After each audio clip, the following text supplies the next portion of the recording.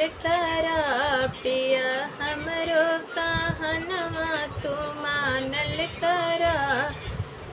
पिया हमरो कहलवा तू मानल करा घरवा के खाना राजा मन हो ना भावे घरवा के खाना राजा मन हो ना भाव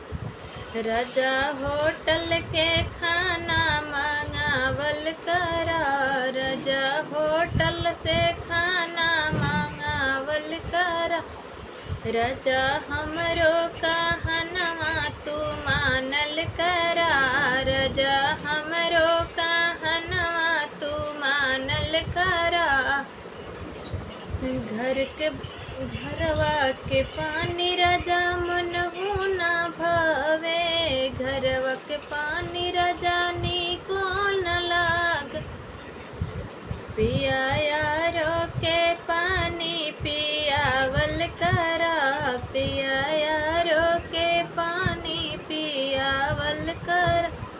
पिया हमरो कहनवा तू मानल करा पिया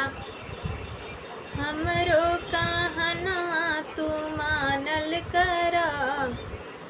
घरवक बीरव राजा मन हो ना भावे घरवक बीर राजा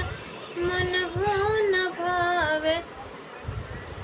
राजा बहरा से जरदा मंगावल करा राजा बहरा से जरदा मंगावल करा पिया हमरो कहनवा तू मानल करा।